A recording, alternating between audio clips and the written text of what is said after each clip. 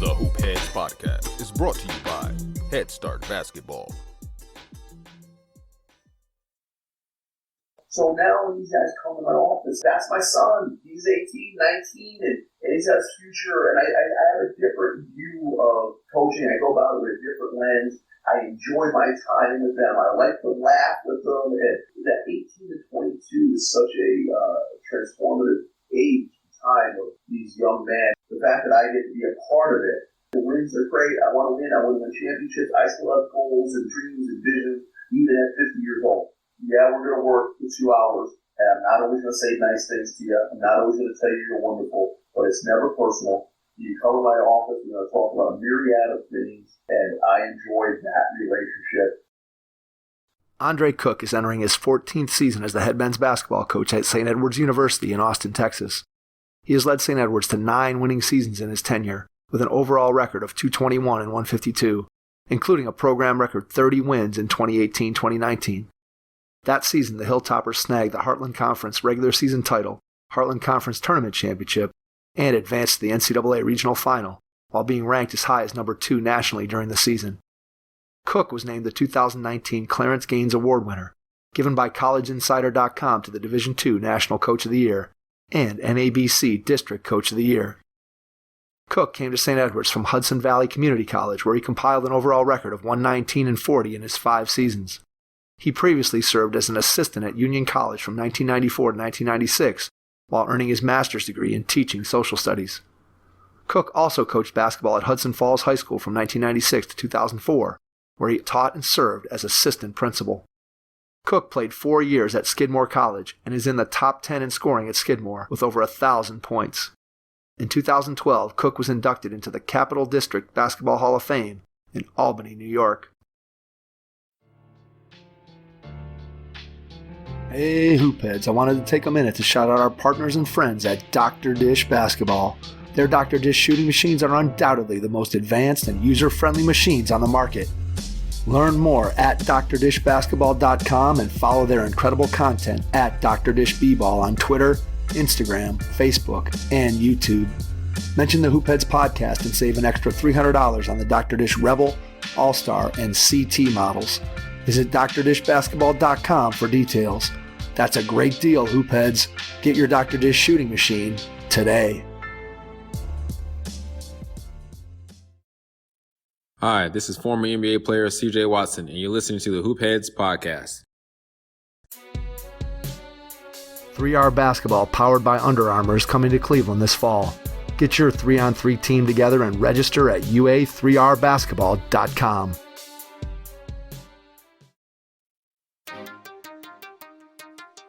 Prepare like the pros with the all-new Fast Draw and Fast Scout. Fast Draw has been the #1 play diagramming software for coaches for years. You'll quickly see why Fast Model Sports has the most compelling and intuitive basketball software out there. For a limited time, Fast Model is offering Hoopheads listeners 15% off Fast Draw and Fast Scout. Just use the code HHP15 at checkout to grab your discount, and you'll be on your way to more efficient game prep and improved communication with your team. Fast Model also has new coaching content every week on its blog, plus play and drill diagrams on its play bank. Check out the links in the show notes for more. Fast Model Sports is the best in basketball. Be prepared to take some notes as you listen to this episode with Andre Cook, men's basketball head coach at St. Edward's University in Austin, Texas. Hello and welcome to the Hoopheads Podcast. It's Mike Klinzing here with my co-host Jason Sunkel tonight, and we are pleased to welcome to the podcast the head men's basketball coach at St. Edward University in Austin, Texas, Andre Cook. Andre, welcome to the Hoopheads Pod. Thanks for having me, Mike. Appreciate you and Jason. Absolutely. We are excited to be able to have you on and looking forward to diving into all the things that you've been able to do in your coaching career. Want to start by going back in time to when you were a kid. Tell us a little bit about some of your first experiences with the game of basketball, what you remember from those early years. Mike, I can actually remember the day, 40 years ago. Yeah, it's really like I can actually pinpoint a day. My local friends, we were all baseball players and kind of sandlot football players. And they went to the Catholic school. I went to the public school, and we're in fourth grade. And after school one day in the fall, we're throwing the football around in my friend's yard. And the mother came home and said, "Hey, we got to get ready. We're going to eat because we got basketball tryouts tonight." I said, "Basketball tryouts? Where do you guys got tryouts?" "Oh, we're at St. Basil's. It's $5 and show up for tryouts." I'm like, "What? Can I go?" They said, "Yeah." Look, this is literally. I went home. I raised by my grandparents, and I said, "I need $5 for tryouts." And I went to tryouts and met Mr. DeBacco, who changed my basketball and athletic life at St. Basil's when I was 9 years old. It's amazing how much of an impact a coach in a youth level can have. And I think sometimes we forget that those people that get us off to such a really good start in whatever sport it might be, those people have such a huge impact on whether or not a kid sticks with it. And I think sometimes we forget. So when you think back to the adults that had that influence on you early on, what are some things you remember about just the way that they coached or the things that they did or how they built relationships with you that sort of stuck with you and made you want to stick with hoops? Yeah, I appreciate that question because it allows me to talk about Orlando DeBacco. Mr. DeBacco, the first coach. His son, Orlando DeBacco Jr., currently is the head coach at our high school that we went to. And his dad was, he had 4 kids, sons, daughters that played basketball. And he used to open a gym at St. Basil's. He had great energy. Ours was all about the fundamentals. I can remember him opening the gym in summers for us when we were 10, 11 years old. And we just had tremendous respect for us. He was also involved in the Little League. And, he coached us, him and Mr. Haber, another Jim Haber, coached us all the way through 8th grade, 4th, 5th, 6th, 7th, 8th grade, and we just had so much fun. It's funny, but this past weekend I was home back in Albany, New York, and that one of those friends I was telling you, Frank, my best friend Frank, we were together this weekend. I went to my niece's wedding and we got to hang out. And, we loved our childhood. We don't remember how much money we had. You know what I mean? Like I grew up the youngest of 11, right? I didn't know that we didn't have any money. For sure. But people like Mr. DeBacco and the organization, those youth organizations, and all of that just made it a wonderful childhood. And really, I loved baseball as a kid, but Mr. DeBacco was the first one to really open up that basketball door. Because I really didn't know what I was doing at 9 years old. I was just kind of an athlete that, hey, my boys are going to basketball tryouts. And I was going to go with them. So once you started getting into basketball a little bit more, what was your process for getting better? Did you have, were you one of those kids that had a plan like, hey, I'm going to do this, I'm going to get better, I'm working out on my own? Or was it more just, I just love to play and I'm finding pickup games? Just what did you do, let's say, as a high school player to really improve yourself as a player? It was, then you transitioned from Mr. Abaco to my high school coach, who's still, a very important factor in my life, George Martin.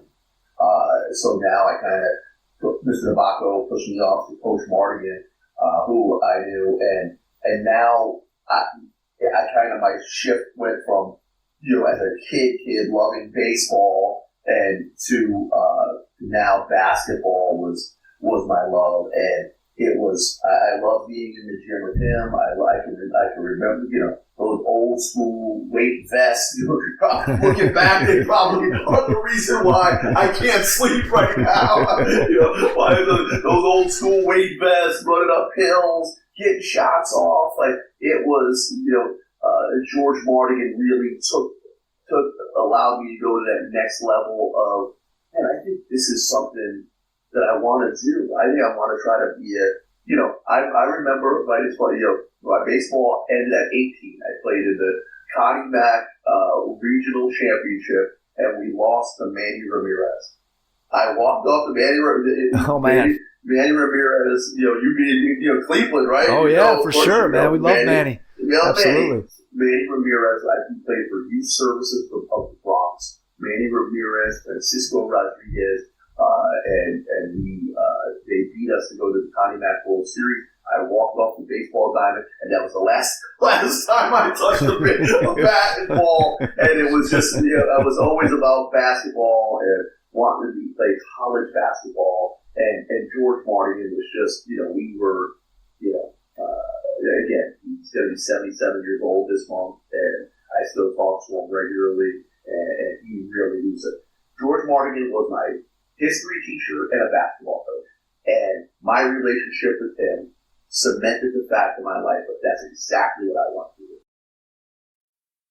What about him would you say, when you think about yourself as a coach today, what are some things that you've still got inside of you or that you incorporate into your coaching that you feel like are a result of his influence on you early on? This is a story that I can remember when I was 10th grade that really changed my thought process. Coach Martin always was and I'm sure I know you guys had dozens and dozens of guests, but I know we'll talk about their high school coach and what they did for them. But George Martin was a dot your I's, do cross your T's, don't leave any stone unturned. And I can remember this again. You have these poignant moments in your life, these seminal moments that stick out. Like the day I talked about when I go on my first tryout. I was a sophomore.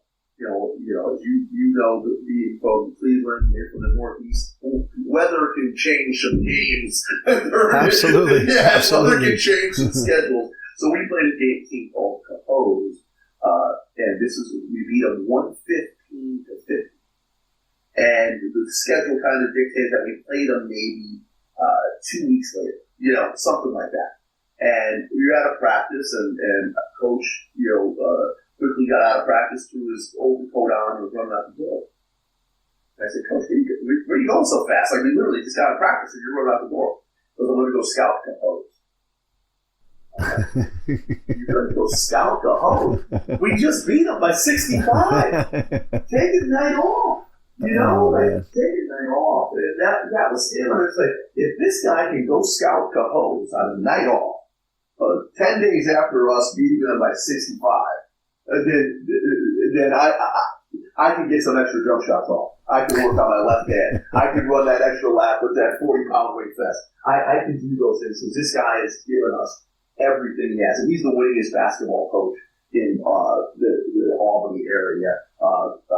And that's, we just were so appreciative of him. And that's just one small example, but that really stood out to me. Like, he's going to go scout Cahoes tonight when I would bet 95% of coaches and people would just took that night off and said, I think we're going to be okay. We just beat it by 65.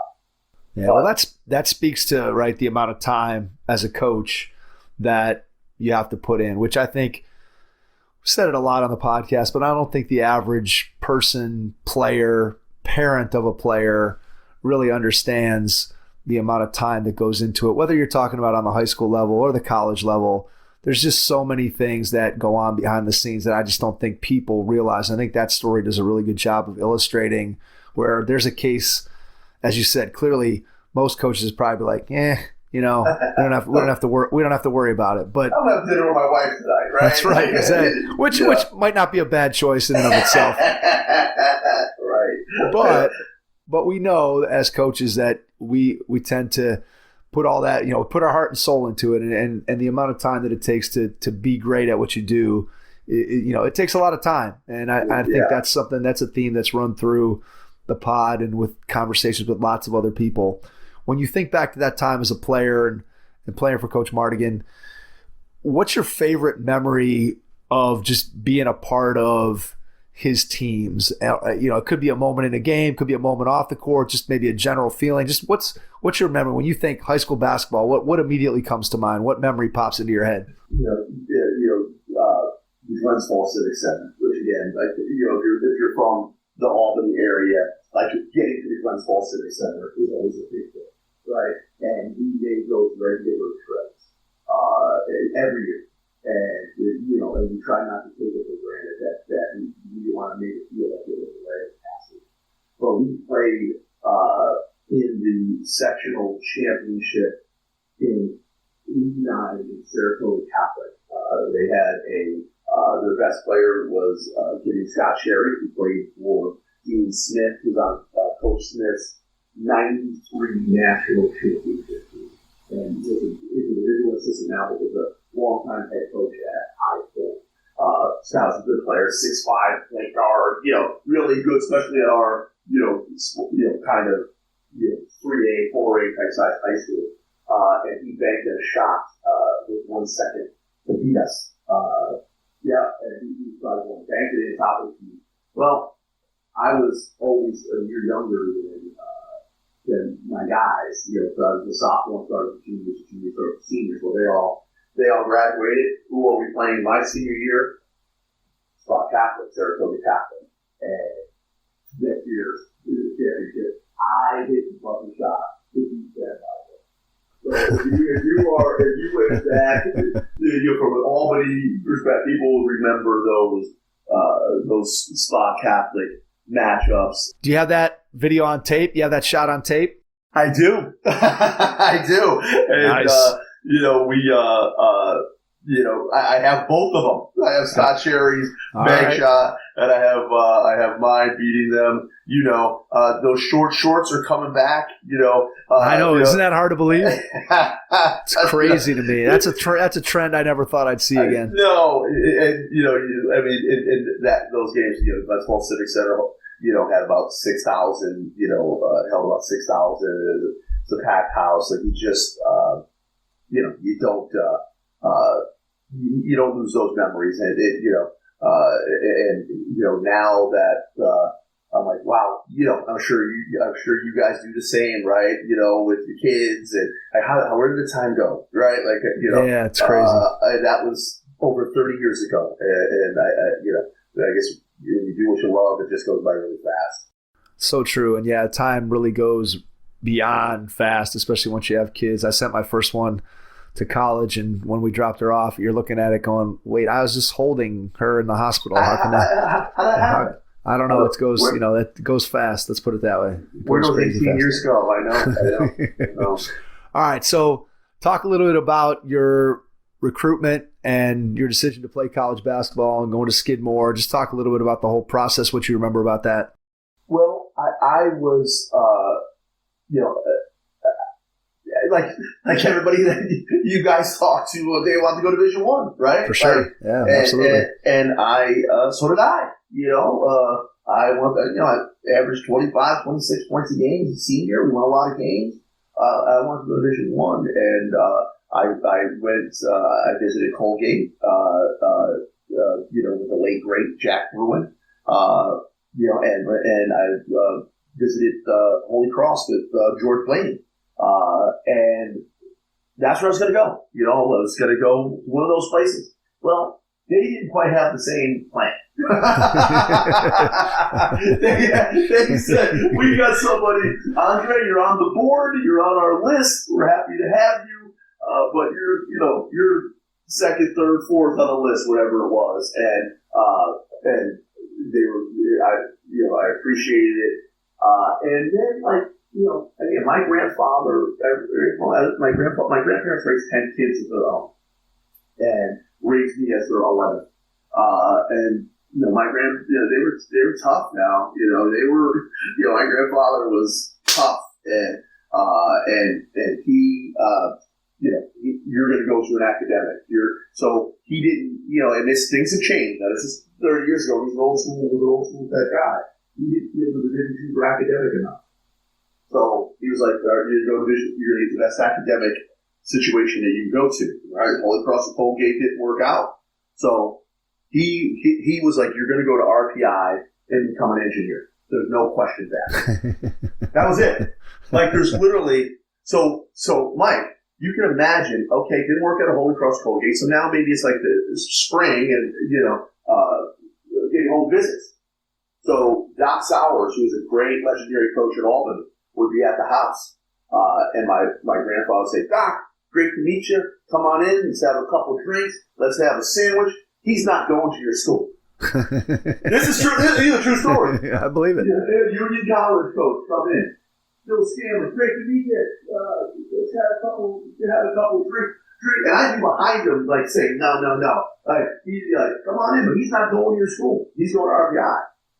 So that's how these visits went now with the Division threes, and then I visited RPI. Frankie, my best brother that just met you, he went to RPI. We were good teammates. I was a I just didn't have that feeling, and I went to Skidmore, and I told him I was going to Skidmore. He's like, you didn't have the greatest of language. I won't say it on your podcast. But like, that's an effing girls' school. Nice. That's funny. Which it was until like 1972. So he the thoughts of me going to RPI to coach engineer. I love Skidmore. And then now we're going through our basketball life. We went from Mr. Bacco, Mr. Haber to Coach Mardigan. Now another tough guard. John Petrocchi was my college basketball coach, and we were building. Skidmore was just kind of like varsity for like 10 years, and having Ned and just started to go to school in the 70s. And so we were trying to build it. And, I just, again, as you guys know, that transition, I thought, hey, I'd say 26 points a game in high school, I'm going to go to D3 and be a dominant. Absolutely. Yeah. That's not how it goes, and that was there was some difficulty in that. Yeah, I think that's a challenge, right? When you have your mindset on a particular level, and I think that's a misconception that's still out there today that I'm sure that you run into all the time when you're having conversations with players and parents of players. That I just don't think people have any idea what the level of college basketball looks like how good you have to be to play. I don't care what level of the game. You have to be a really, really, really good player. And I think there's just, because everybody sees Division I on TV all the time, and that's what people mostly aspire to because that's what they know. And so then they tend to think, Division II, Division III, JUCO, whatever, that those levels of basketball, I don't think high school players and parents really have a good understanding. A lot of cases, high school coaches, unless they've had a lot of experience with players going to play college basketball, even I think high school coaches sometimes underestimate how good the basketball is at the college level. And so I can completely understand you coming in and being like, hey, I was a guy that, I think of myself as a Division I player. Now I'm going to go to Division III, and I'm coming in, I'm going to be the man. And so what was the biggest adjustment? I mean, obviously there's the standard answer of guys are just bigger and faster. Yeah, right. I mean, that's the answer. But beyond that, what do you remember about just, even if you talk about specific guys or just, man, I had to match up against so-and-so and this guy just was kicking my tail or whatever it was? And that's a great point. Sidney Blair was a 6'3" long guard from Zionsville, Indiana. And I'm a 5'10" guard, and he was long. Tate Rice was a 6'4" wing from Syracuse. These guys were just, I'm 5'10". And at my level, I could dribble post up. I could score the mid range. I wasn't really a 3-point shooter. At that point, I could make them, but it wasn't really my game. And at 5'10", it was hard to score. 6'3", 6'4" guards that were 2-3 years older than you. And so that took some adjustment. And then being local, I was 40 minutes from my high school, and everybody was seeing, like, what's wrong with Andre? He's averaging, I look back now and I average by like 6.5. It's not bad. That's pretty good. That's pretty good. Yeah, like you look back at it now that I've been doing it for a long time, like, geez, that's not bad. But you have a freshman. I got a freshman that we're really high on. If you told me right now, Mike, that he's going to average 6.5 for us, I'd be like, terrific. Where do I sign? Sign me up. Yeah, absolutely. Yes. So that was of course you have heard the standard answer of speed, size. Of course, that's all. But it's just I had to change my game.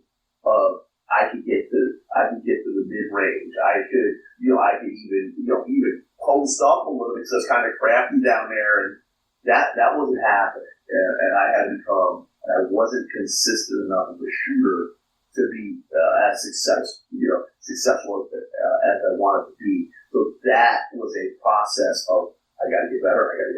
Hundreds of shots to change my game. And it's a time. If you talk to my college coach, he probably would say he was a little worried about me at first because I'm not athletic. But we started to. And just to go back, what you said about, I wouldn't change it for the world.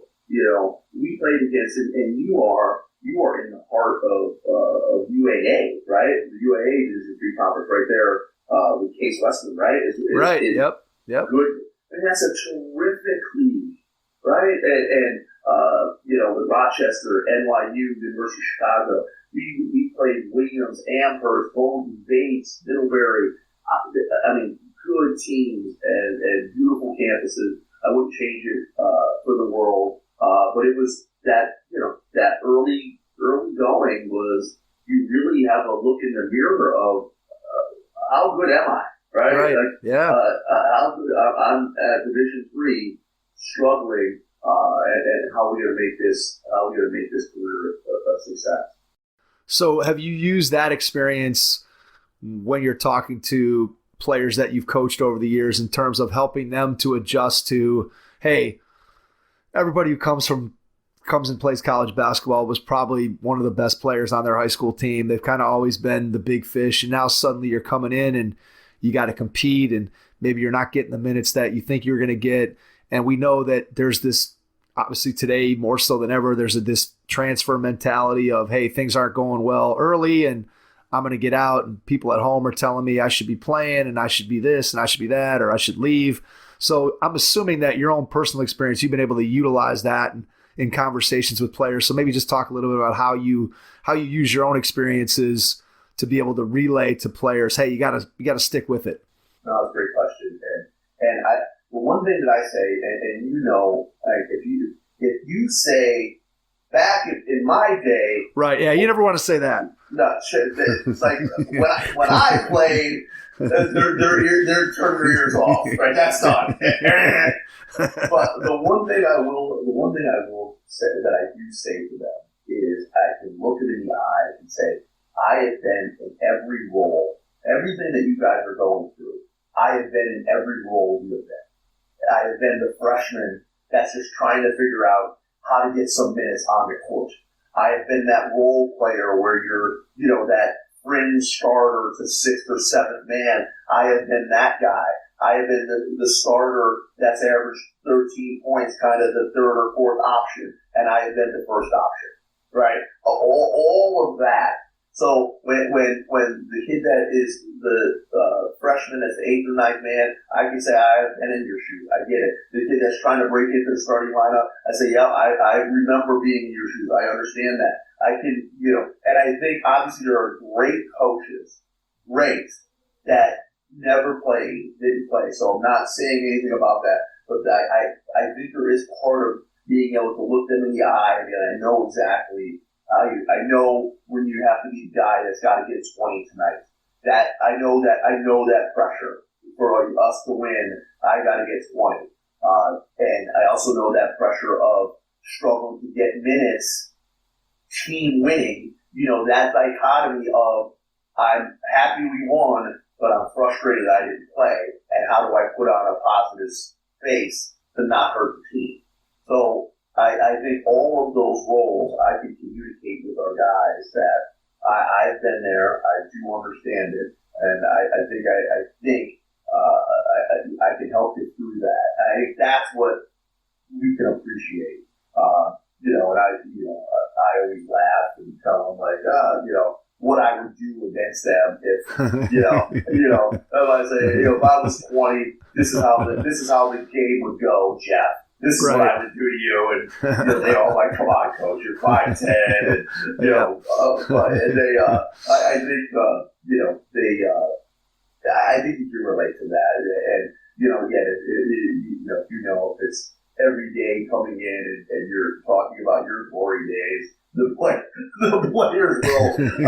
will shut down fast. Yeah, especially the further away you get from those glory days. Yes. It's one thing if you're 24 and those are your glory days are like 2 years ago. Then it's a little bit easier to sort of back it up. When you're 30 years removed from your glory days, it's not quite this. It's not. It doesn't pack quite the same punch. Let's put it that way. I can remember being 24 and being the head coach and.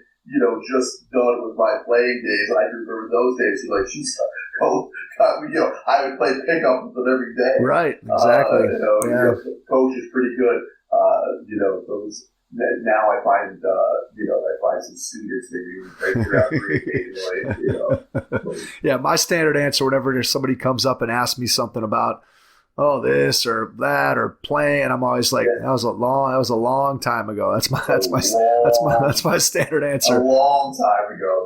Graduated from college in 1994. Yep. A long time ago. No question about that. All right, so thinking back to college, while you're playing, I know you said earlier that you kind of knew from your experience with high school basketball and your high school coach that you knew you wanted to go the coaching route. But at the same time, I could feel your passion for being a player. So while you were playing, were you looking at things also from a coaching perspective, trying to think about, okay, what are we doing and why are we doing it? And what am I learning about coaching? Or at that point, were you still strictly like, hey, I'm a player and I'll shift over to coaching once my playing career is over? No, and your question literally, brings up another memory. I appreciate this walk path down the basketball life because it does. I was coaching. I was too much as a senior, and I was on the court and dictating traffic and saying you got to go here. And I remember a post game Vince Medici, who is a long time. Well, I actually saw this weekend as well. A long time, my son's godfather. We've been friends since I was 14 years old, and he was a high school, junior college, and Division III college basketball coach. And he came to one of my games as a senior. And again, I was, more focused on making sure the other four guys needed to be, get them in the right spots than my own game. and we went out to dinner after the game. He's like, "Hey man, you got whatever it was, 15 college games left. Will you just play and enjoy them?" Geez, I'm stressed. You have a coach. And again, I remember, I laughed back. I didn't remember. You just stop with all the coaching. You know you're going to get into coaching. You have a good coach. Just play. And it really helped my senior year. It really helped me enjoy it. Because I was done. My last game was in the tournament against Binghamton.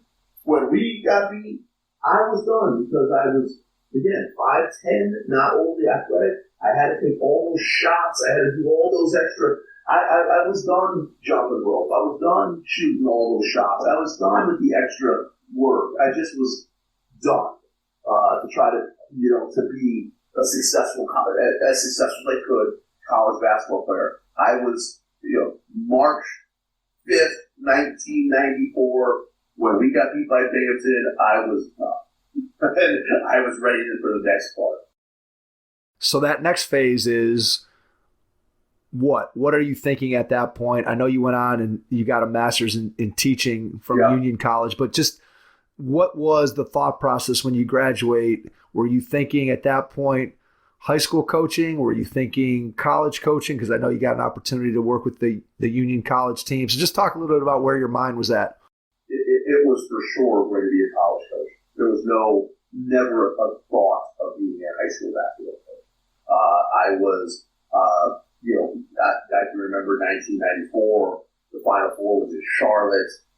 I remember being in Charlotte, talking to people. I need to get into grad school. I need to find a spot. That's how you thought you did it, and maybe it was more prevalent back in those days.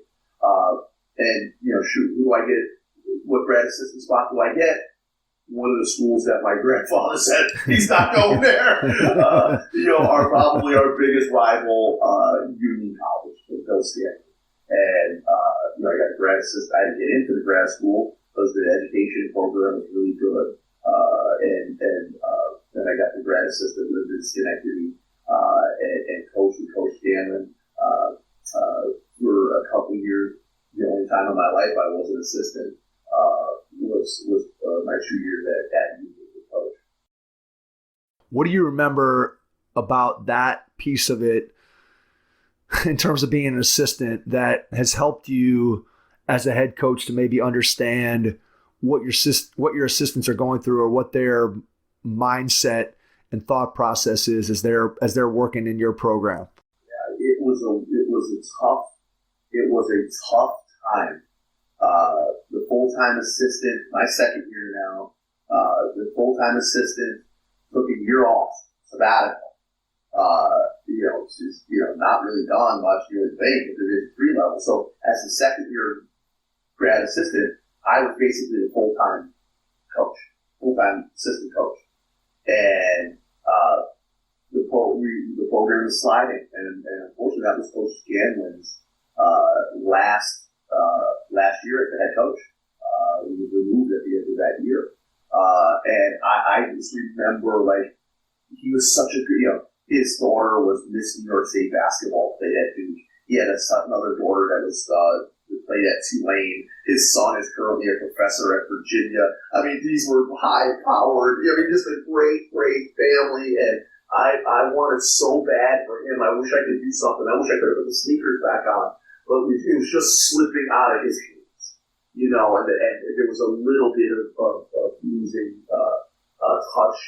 So I guess I saw the part, I appreciate everything he did. I wanted to definitely do whatever I could to help. And I was, teaching during the day. I was in class. I was working. And I think I slept 5 hours a day to try to do everything to try to help him. And it was kind of, the program just kind of slipped out of his hands at that point. So I knew, I guess I saw a side of winning, you can get fired.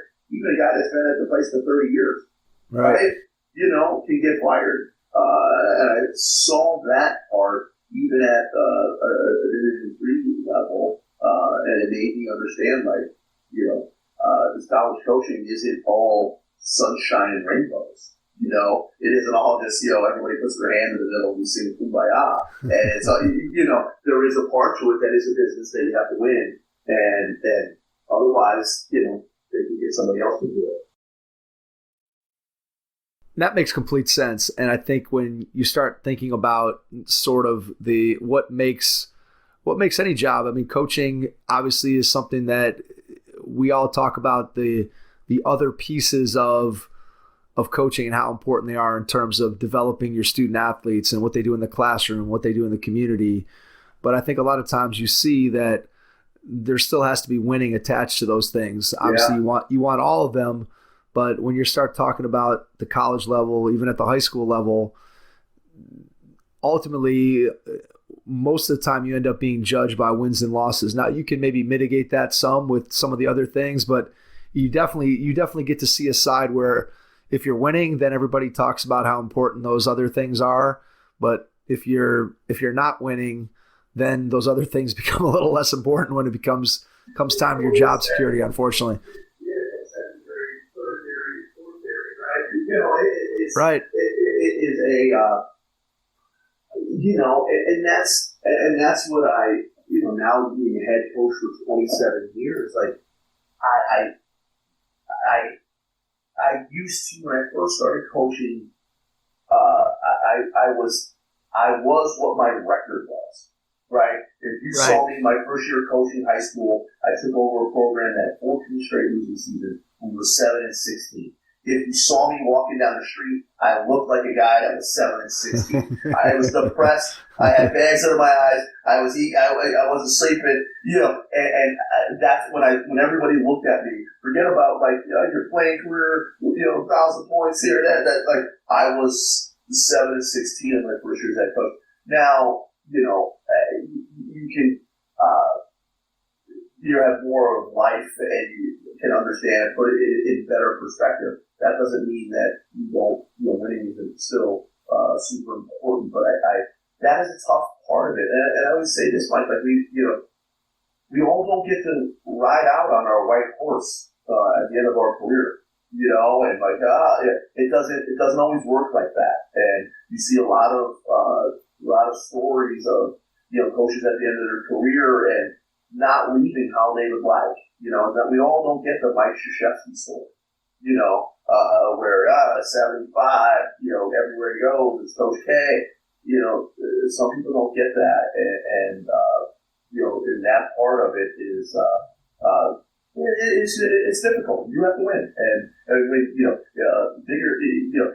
Digger Bells used to say every 10 years you got to go. You should probably get a change, right. Because after 10 years your jokes aren't funny anymore. People aren't as excited to see you. It's like sometimes you need to freshen them up, and so all of that, all of those things go into coaching, and as you guys know, it's hard to win one game. Jeez, hard. A lot went into that game, and then you see coaches about the 30, 35. But tomorrow, I know this will air after. Tomorrow, one of my players' father is the assistant coach for Spurs. So tomorrow, I get to see the great Coach Popovich. Oh, that's awesome. Can't wait. Look at that guy. 73 years. What? I can't wait. I'm not sure I'll sleep tonight. Thinking about going to, I'm going to be nervous just to shake the man's hand tomorrow at practice. Coach Pop might not be sleeping. His team, it may be a rough year for Pop and the Spurs. I think they know that. I think so. I think they're okay with that. I thought, and I talked to again Matt Nielsen. Again, he's my player's father, but we talked a lot of hoops, and the fact that just going off topic for the fact that Greg Popovich, who some will say is the greatest basketball coach that's ever lived, the fact that he knowingly is going to coach a team that wants to win 20 games. Right? Exactly. They don't want to win 35. They don't. They want to win 20, and the fact that he said, I heard him say, he wants to find winning in losing to set up these young guys to have a long career in the NBA. Imagine having that type of persona that you could be the great Popovich, and again, I talked to Matt about the early practices that my college team might be older than his pro team. And he's like, Andre, the energy in the gym is going to be crazy. So I can't wait to see it. That's 73-year-old Coach Greg Popovich. To be able to do that, to know that he's probably going to go 24 and 58 this year. It's amazing. It really is when you think about what he's done, what he's accomplished in his career, and how good winning feels, and having been to that mountaintop 5 different times with the Spurs. Yes. And then now you're looking at it where you go into a season not hoping, hey, we can compete, not hoping that we can win a title, but instead understanding that it's about development and being able to, I don't know that any coach is ever going to be okay with losing, but understanding the fact that I have to be able to handle those emotions. I have to be able to look past the result on the scoreboard and see if I can't figure out another way to measure how I'm impacting the players that are on his team. And yeah, I think for somebody to do that at this point in his career and do it knowingly, it's not like he's going in where you got two guys. Yeah, like two guys get hurt and all of a sudden you're you're down at the bottom. This is something that they're going into the season, as you said, knowingly, and they don't want to win games. I mean, hopefully. Correct. Right? Yeah. Correct. That would be a very weird and strange. I think it would be very odd as a coach to sort of go into that with the idea that there's this bigger picture. And obviously in college and high school, that's just not, it's not something that would ever happen. But in the pros, it would just be interesting to pick his brain or to just talk to other coaches who have been in that situation. You think about like Brett Brown with the Process Sixers. And what's that like where your franchise is actively trying not to win? Obviously not the players on the floor, not the coaching staff, but you're almost, when you're doing all these things to work hard to try to win games, and you're basically counteracting what everybody in the building wants to happen, except for maybe the 12 or 15 guys that are on the practice floor every day. It's crazy. It really is, I'll get to see Brett Brown there tomorrow as well. He's back on Pop's staff, so he just got back to the States, and so it really is. I mean, when you think about the great coaches that we've watched, and I mean, do you think Phil Jackson can do that? I mean, obviously, I don't know these guys, but can Phil Jackson do what Greg Popovich is doing? Pat Riley knowingly do that? I just don't think so. No, I don't think so. I think Pop is one of those things where he has such, and obviously it's been talked about before, but he has this persona of being that gruff, and his sideline interviews and all those kinds of things. But then when you read the more in-depth stories, or you hear people talk about him and what he's like, and the team dinners, and you think about how he rallied the team after they lose to LeBron and the Ray Allen shot, and then they come back to next year and beat Miami. Like, there's no way as a coach to be able to do that, to be able to have the strength of character, and just to be able to rebound and come back from something like that with the same group of guys. To me, that ability, that resilience is just incredible. Again, there's a reason why the guys are the great. There's a reason why coaches are great coaches, and there's a reason why great players are great players. There's just things that they have that just ordinary mortals just don't have the same capability. And so I think it's a testimony to him that he's willing to step in there and do that. It really is incredible. At 73. Right. Yeah, exactly. He could just very easily tomorrow say, I don't want to do it. Right, for sure. People would say, I get it. But you just get his courtside seat and sit across the way and watch, right? Yes. Be a lot less stressful.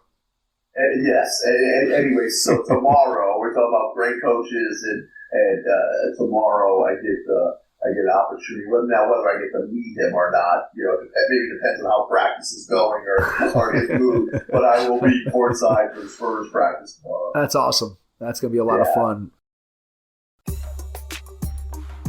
Your first impression is everything when applying for a new coaching job.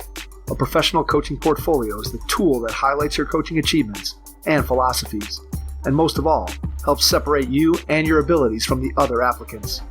The Coaching Portfolio Guide is an instructional, membership-based website that helps you develop a personalized portfolio.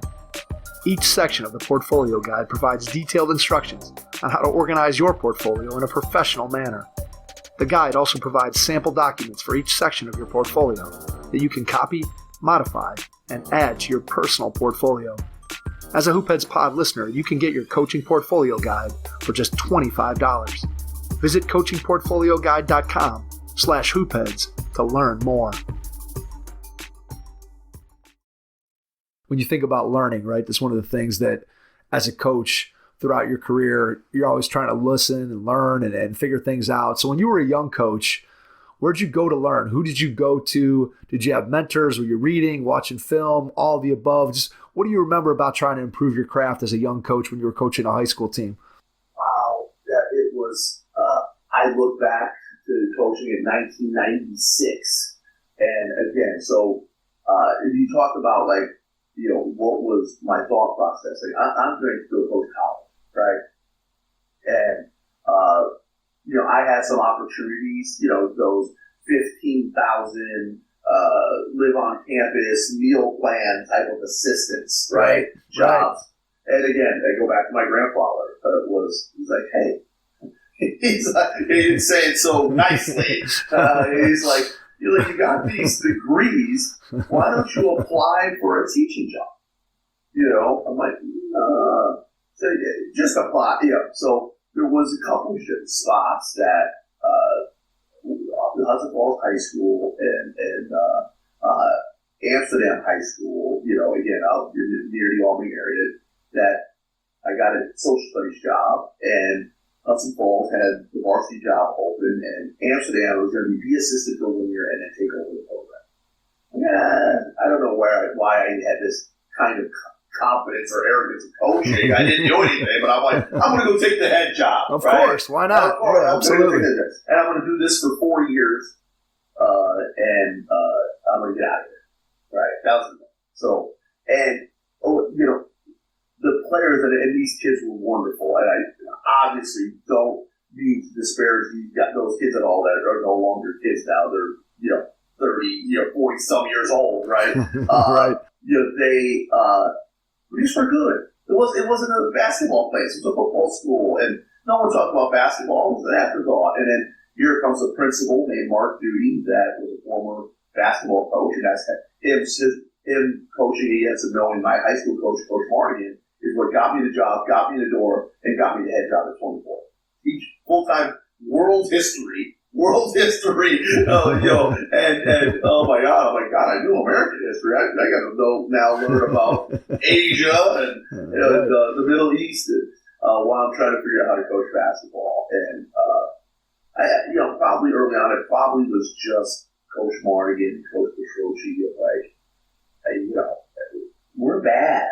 And we're trying to turn this thing around, and how are we going to do that? And all she knew was, I'm just going to work harder, watch more film, get in the gym more. That's all we didn't know if my offense worked. I didn't know how to really teach defense, but I knew we were just going to work and get the skill better. We had to get the skill better. And we just spent time with, in particular, the younger kids, getting better, getting love basketball. They follow me around this little community like the Pied Piper. Here's this 24-year-old, and they were like, let's go, coach, let's go to the open gym. And it was, and it was fun, and we got better. And we went from, you only played 20 games in all. We went from 7 wins to 10 wins to 17 wins to 20 wins in 4 years. It was like, okay, I can get out now. I turned around, we won a championship. We took our team to the Hudson Falls Civic Center. All those first things in history. It was great. We had some college. We developed some kids that from that 8th grade, 9th grade class when I first got there were college players. And you're starting to figure out, like, I can't be George Martin. That's not who I am. And you're really starting to develop, like, what works for you. Right. Your own, and I was doing it as a head coach. You know what I mean? Like, not as an assistant. And how would I do this? I was thrown right into the fire. 24 years old, had assistant coaches in the 40s. My JV coach, my assistant coach. All had families. And who's this young punk? What's he think he knows? And it was trying to figure it all out, and I'm sure I made I know I made a lot of mistakes back then. But you figure out who you want to be, how you want to coach, what your thoughts are on offense, or your thoughts are on defense, and you're just kind of formulating that throughout the years. And then as you know, like your podcast and others, now I can hear how other people are doing it. Now it's watching a lot of film. Right. I'm in a constant state of listening to other coaches on their podcast and jotting things down and saying, that's great. But back then it was more talking to the local college coaches and other high school coaches, just trying to get it all figured out. And doing it as a head coach. Again, tons of mistakes. again, I wouldn't change my circuitous route in coaching. I wouldn't change it. Well, it's also something to be said for when you're learning on the job and you got to figure things out. That experience. Now, maybe for those kids that played for you in those early years, they might be like, "Oh, coach, man, I remember when you did this or that," right? Yeah. But the reality is that probably over the course of time, that ability to experiment and try and fail and do this and try that probably led you to a place where it made you a better coach in the long run for having gone through that experience and being able to do and be a head coach at such an early age gave you a leg up as you move forward, because you just had so many more games of coaching and being able to run your own program. And obviously you eventually left the high school level and move on to the college level, which we can talk about here in a second. But yeah, I think just gaining that experience was a huge piece of it. By the end of that high school experience, did you feel like you had kind of got a hold of how you wanted to coach, where you were no longer just kind of mimicking what you had seen from your high school and college coach? When did you feel like you kind of came into your own? Was that while you were still coaching in high school, or did that not happen until you got to college? I don't think it happened until I got to college of who I really, I mean, some in junior college started to develop like who I wanted to be as a coach, how I can envision how offense should be played, and how to articulate that. You know, I had thoughts, and all right, as a 5'10" guard that wasn't overly athletic, that had to have a plan to be able to be successful. That's how I see the game, right? Like that's how my mindset has always been. How can I, that's kind of how my coaching is developed. The 5'10" guard that, is trying to figure out how to come off staggered screens and block the action and how to keep your feet right and all, so how do you develop that offense, and how do where does that come from? And I probably took me to get to college to be able to even articulate who I am, what I envision, and these are my thoughts. And but that's still going to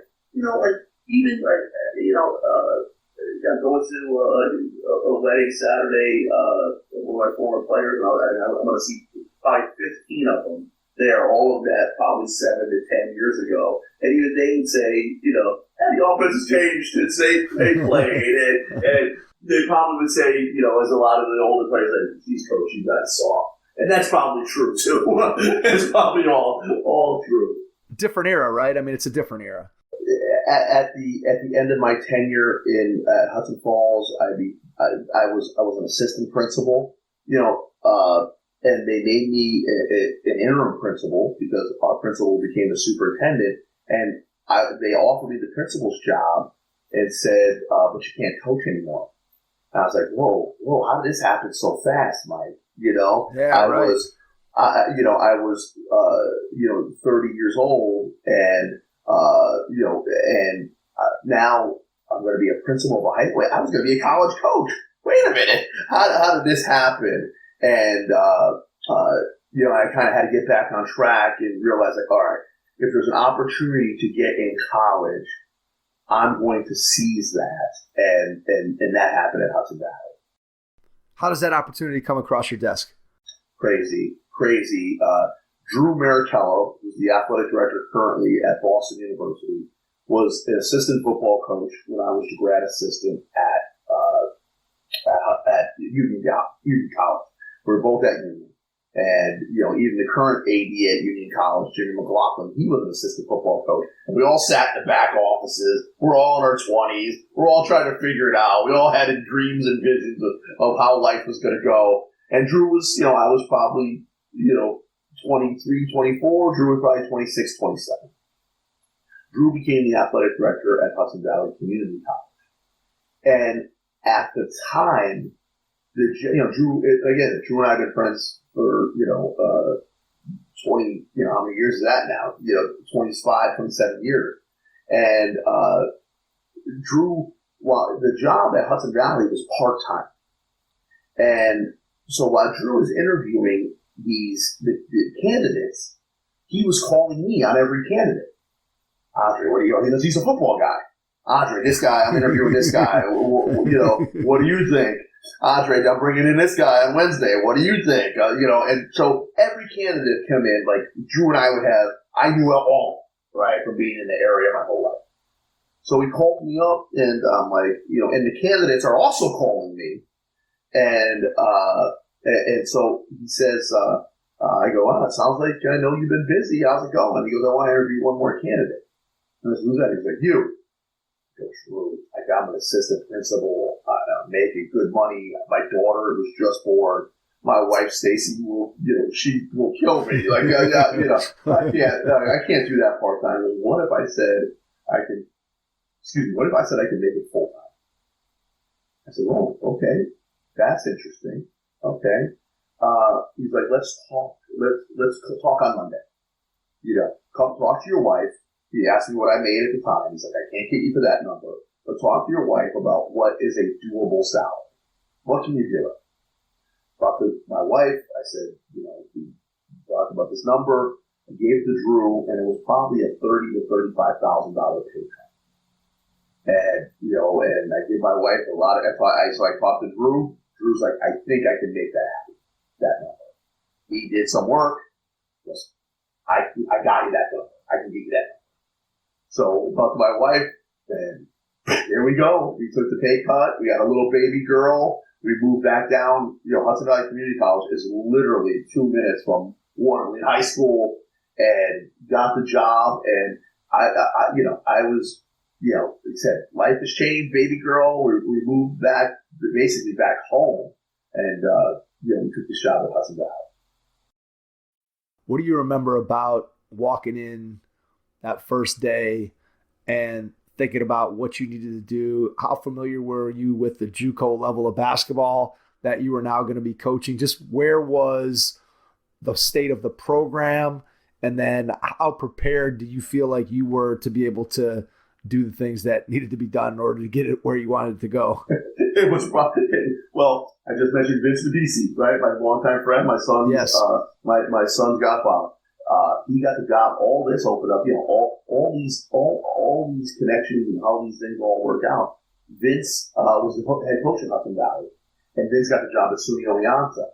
And I would say, Vince was part-time, so Vince was teaching, he was driving in the Hudson Valley. I think he just got worn out after doing that for 9 years. But he had enough success where it allowed him to get another job. I just think the job at that, if you're ever at Hudson Valley Community College, it's got a 5,000 seat arena, it's got a football stadium, it's got, at the time it had a hockey team, the Astros Class A baseball team plays on campus. It had all of these amenities. I just think it needed some juice back into the game. And I was hoping to be able to do that. And I also wanted to do it with local players. There was no housing at the time, or limited housing.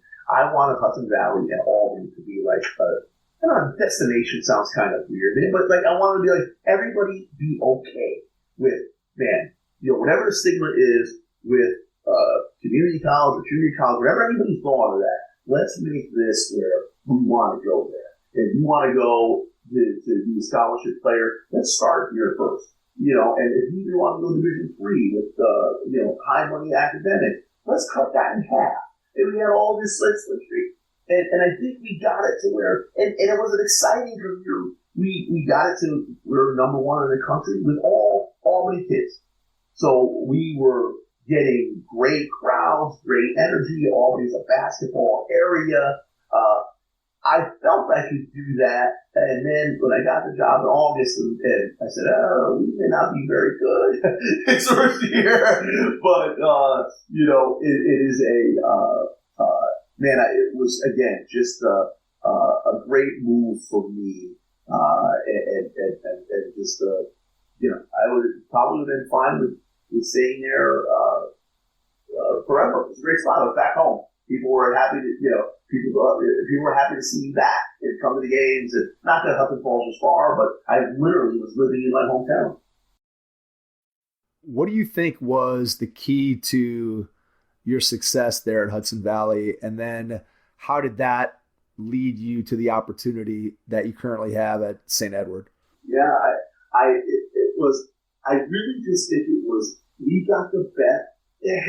We just had to open people's eyes that look at this place. For basketball, it was okay. And we have a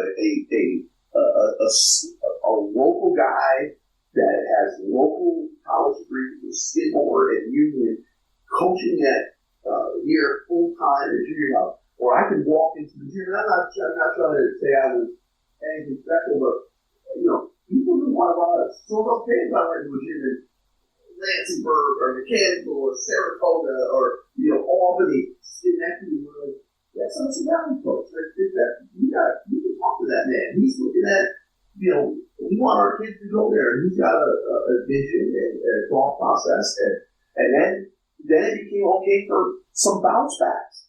He had Tiki Maven. Tiki Maven as a freshman was the number one player in the country. As a freshman in high school, number one point guard in the country. He had impact, 6'5" point guard. Daquan Hemingway, Justin Gallo, who just got into the Hall of Fame. These are terrific players. And we were playing D3 JUCO, and I think the last 2 years there, we were 62-5. And so from there, you've been in the New York area your entire life. Now you're in Austin, Texas. So that is quite a trip cross country. And obviously it's not just you at that point. You have a family and you have other people that you have to factor into that decision. So what are those conversations like when the opportunity at St. Edward's comes up? What do you remember about talking through the whole opportunity with your wife?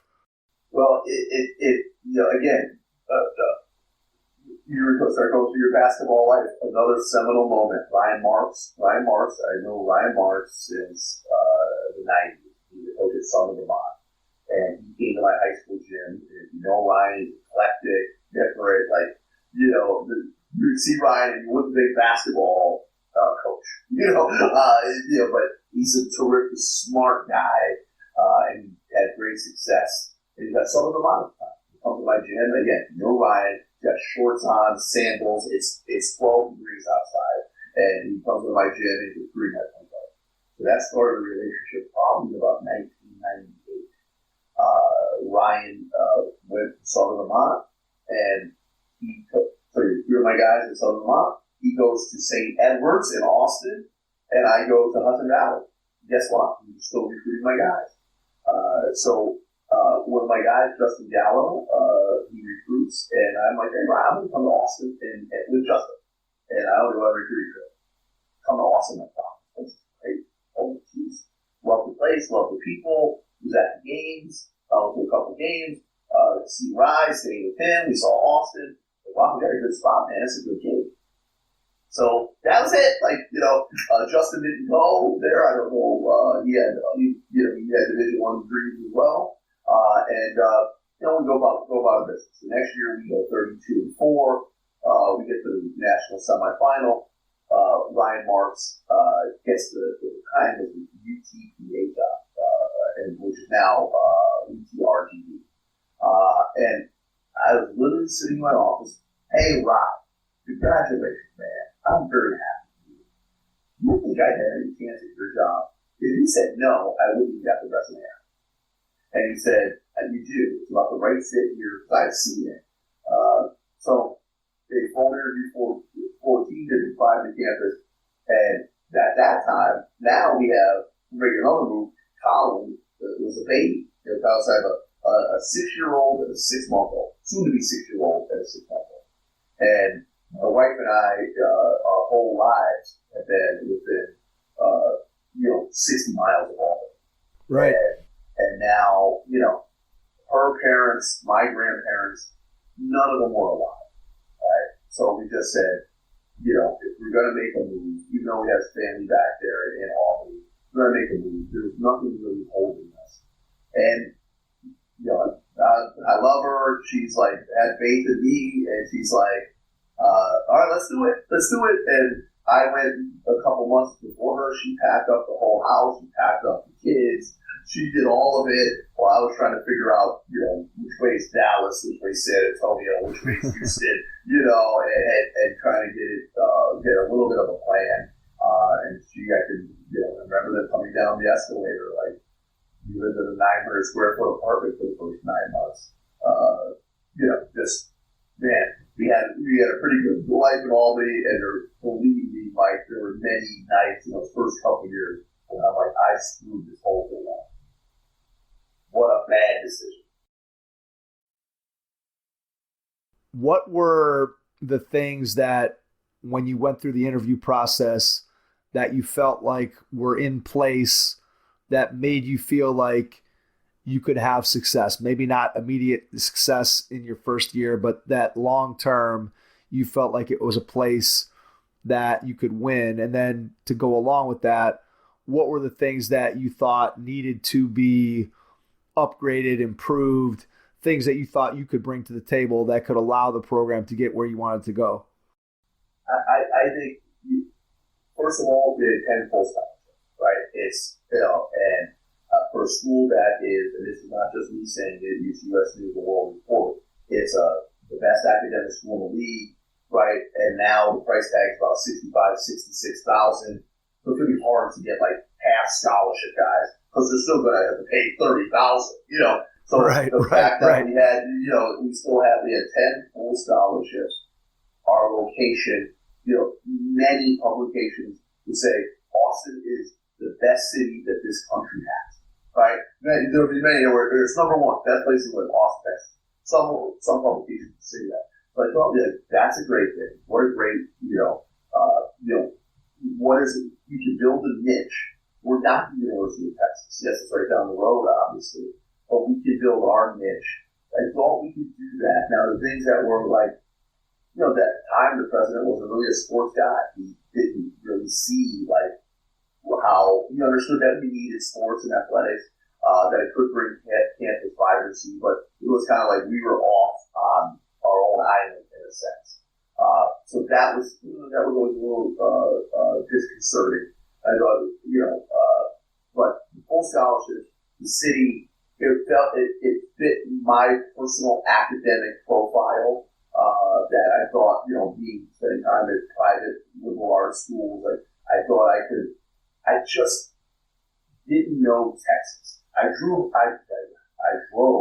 all over the state, met people, flew, but I didn't make any real connections, and that's probably where I made some mistakes early. Shook a lot of hands, but no real relationship. Yeah, that's really important, obviously, when you get in and you start talking about coming in from an outside area where you had already built up all your contacts, relationships with high school coaches, and just from growing up there, you had people that you've known forever. And then you go to a completely new area, and all of a sudden you're like, okay, if I'm going to recruit, I got to start building those relationships with high school coaches. I got to start building relationships with AAU coaches. And you're basically starting completely from scratch. How did you approach that from a staff standpoint? If I had to do it over again, now that I've been in Texas now, entering my 14th year, now Austin is very different. But when you go throughout Texas, Texas is, everywhere you go, you're going to see a Texas flag. This state has a ton of pride, and they don't want a Yankee coming in here and winning. They don't want some New Yorker coming down to their state and winning. So it wasn't like they were like, let's help you and beat other Texas. That was not their mantra. It was they were very pleasant and nice, and they shook hands and said, we'll think about it, and I would lose out. So that took time building up their trust in me figuring out, what life in Texas, what works at St. Ed's, what works in Austin. A kid that grew up in Lubbock may not necessarily think Austin is a spot for them.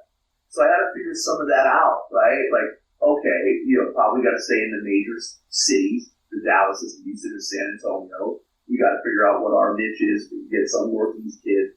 But I just knew New York, so we had a lot of New York guys, I had a New York assistant. If I could have did it all over, and I don't want any disrespect for my first assistant, David Martin, I love him, he's right from here at the phone, I would have probably said, let me just take this first year, because again, I didn't get the job till late. Let me just take this first year and assess everything. Let me just sit, assess, coach the guys I have, Don't make any moves. Don't sign any long-term contracts. Don't get into any of this. Let me just assess. And, I think I got into some long-term contracts, with the scholarships. We were trying to get some New York guys. We were figuring out Texas. And, first year was hard. I mean, I think, I just finished Coach K coach. No way am I comparing myself to him. But the first 3 years we were under 500. And it was, man, oh man, I might have screwed this up. I left happy, and I got, a baby of 2 kids under, 7, and it was hard. Once you get in there and you start to see all those things and you start to build those relationships, was there a moment where you felt like, okay, we've kind of arrived? Was there one singular moment, maybe a game, maybe just a recruit that you finally were able to get? Or was it more just a gradual build where it came, you're like, okay, now we're here? Was it one moment or was it gradual? I think, I think it could be both, but I'm going to talk about one moment that really I like. And again, ironically, I'm going to his wedding on Saturday. His name is John Graham. He was an attorney at SMU Law School. I said to him, we were getting some JUCO guys and some New York guys. Great kids, of course. We were winning. It wasn't, I was trying to fit a square peg into a round hole. It just wasn't working. And I said to Debbie Taylor, who's still our athletic director, I said, you probably don't, I can understand why you don't think that I'm the guy, right? And this happened like year 3. I can understand why if you wanted to go a different direction. I would. We're 35 and 47 or whatever. So whatever the numbers were. I said, but I think now that I've been here, I think I have an idea, a plan of how I want to do this. We got to go back. We got to get some high school kids. So I get out of Tucson, Arizona. His name's Frankie O'Dooley. Great kid out of St. Frank's in Tucson. But getting some validity in Brandon Rosenthal, who you and I both know, was the reason why I got Frankie O'Dooley. That was you for Brandon being a Tucson kid. So he was the guy there. John Graham went out of Anderson High School here in Austin. John was, a great player on his Anderson team, local. And I watched John so many times. Rice was recruiting him, at home visits, and he was on the Rice board, just like when we started this conversation, like I was on the Holy Cross and Holy board. I thought, Rice was seriously recruiting him. So Rice got somebody else who was off the board, and we got John Graham. It was, I can remember right where I was in my neighborhood walking through. John said he was going to come. And that was like, yes, that guy in this city is going to give us credibility. People wanted John. I remember watching him in the regional semifinals with Division I coaches left and right, and John making the big shots, and everyone's like, man, you got a good one. All the Texas schools, the Sam Houston States, all the Southland schools, all those coaches, like, man, St. Ed's just got a good one right there. And I'm like, yeah, we did.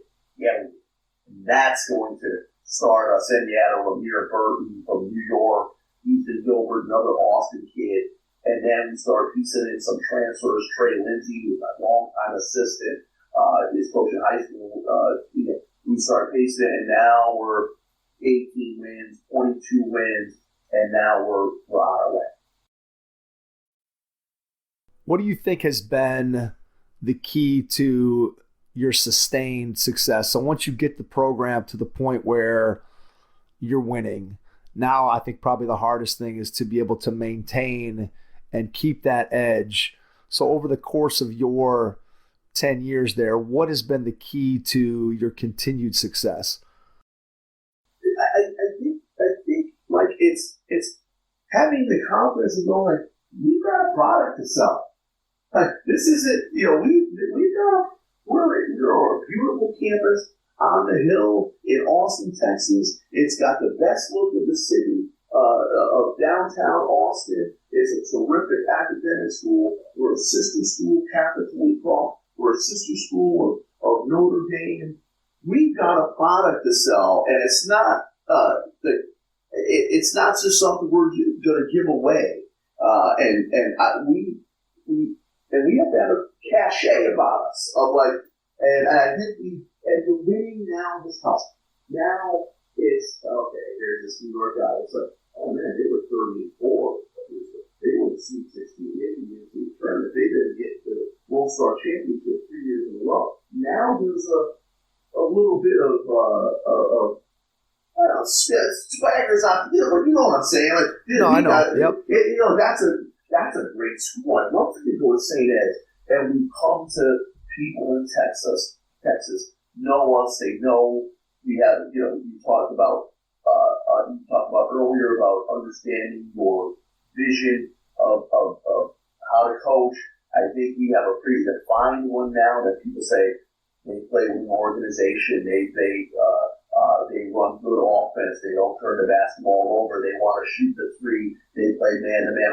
I think people now can know who we are and know what we're about and know the academic piece. So I think that is, we have this confidence now of, hey, over the last 10 years, we've got a pretty good thing here in South Austin and knowing where we stand. And it's, we can get those transfers, piece them into what we do. I think I have a vision of how I see the game played, and that helps you in your recruiting. You still got to recruit the high school kids because they're the long-term foundational piece, but getting transferred, not just getting transferred to say we got divisional transfers, but saying, hey, we want certain guys, and you're going to love it here. So you see the high school kids, combination of the D1 transfers, and I think we carved out our niche. And and now you look back, those hard times early have led us to. I just really enjoy it. I got a daughter who's a sophomore in college. She goes to Southwestern D3 school, about 40 minutes north of us. My son is an 8th grader. And you just think about those early times. My wife and I have that 900 square foot apartment when I was getting my butt kicked in. Like, and you can look back. She's got a great job now. She's doing great. Everyone's happy in the house, and we took a shot. It wasn't great, but hung in there. We had some stick-to-itiveness, and I love it. I love it. I love seeing our alums. We built up a nice base, and I just feel good about who we are, what we do. Does that mean we don't, as being life in basketball, we can't just sit back in our recliner and rest on our laurels. We got to keep figuring this thing out. And my current team will tell you right now that I'm not overly thrilled with them. We've had some bad workouts, Spoken like a true coach, right there. They know. I'm gonna tomorrow morning. I'm gonna see him on the track in about 8 hours. They know that I'm not thrilled with them right now. But that's what Again, we went back to 4 years ago, Mike, and I've enjoyed this conversation with you so much. It's been just I appreciate you allowing me to talk about my journey in basketball, and you just think about where it's going over the 40 years. And the one thing I will still say is I can't wait to. I don't mean this to sound cliche. I still love it. I can't wait to get there tomorrow. I really can't. And we got things to figure out with this 22-23 team, and but I still love it, and that's part of the reason probably why life has gone by so fast. Is that every day has been. I got a great job, and I'm not going to give it away. That's what it's all about. I think when you start talking about being able to get up and be excited about what you do every single day, there's nothing better. Not a lot of people, unfortunately, get to experience that. There's a lot of people that their work is drudgery, and they get up and they're like, their outlook is not the one that you just described. So the fact that you have that opportunity to be able to go and do something that you love and do it at a place that you love, there's nothing better than that.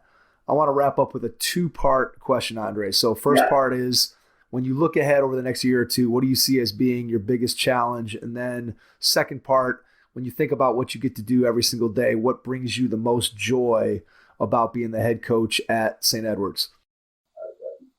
Appreciate those questions. The challenges in over the next year or two is we are, again, that $65,000 a year school that is coming out of COVID challenge, right? That is trying to bounce back from being in a very liberal city that took COVID very conservatively, and that's hurt us with our total numbers of students. We have a new president that's trying to figure out other revenues of cash, where to get that, trying to build those students back up, because we had a year of no actual in face-to-face learning that hurt. Kids we only put one in a room.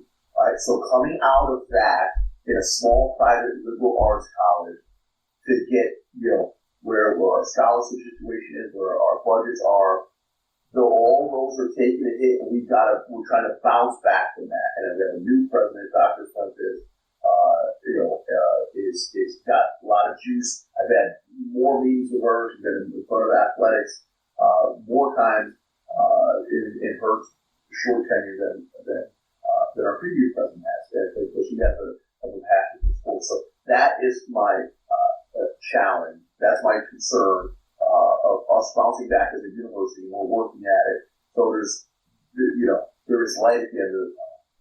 What I love every day and gives me great joy is, like, you mentioned you have a daughter that's college age, right? She's a freshman in college.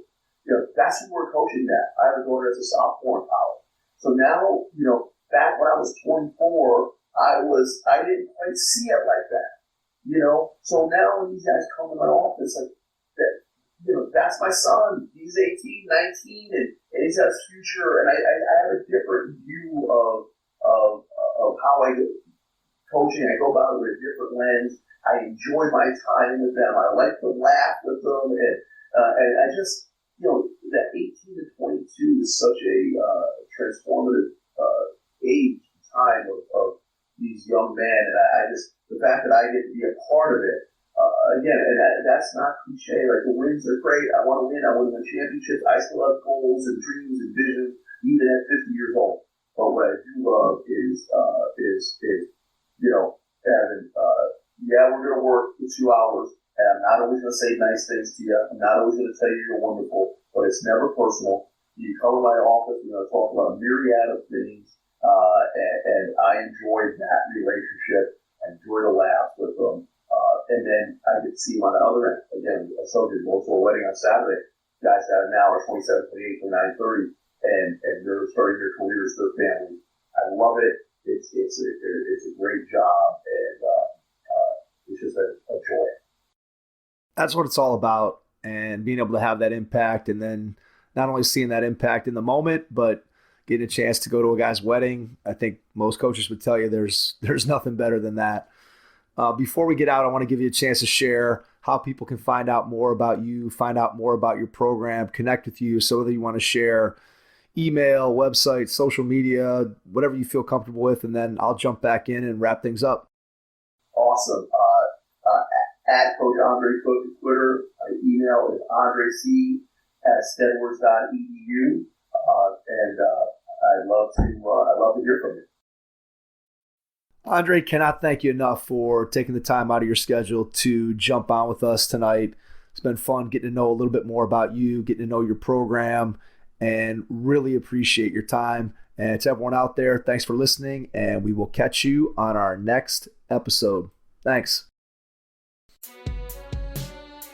3R Basketball, powered by Under Armour, is coming to Cleveland this fall. Get your 3-on-3 team together and register at ua3rbasketball.com. Thanks for listening to the Hoop Heads podcast, presented by Head Start Basketball.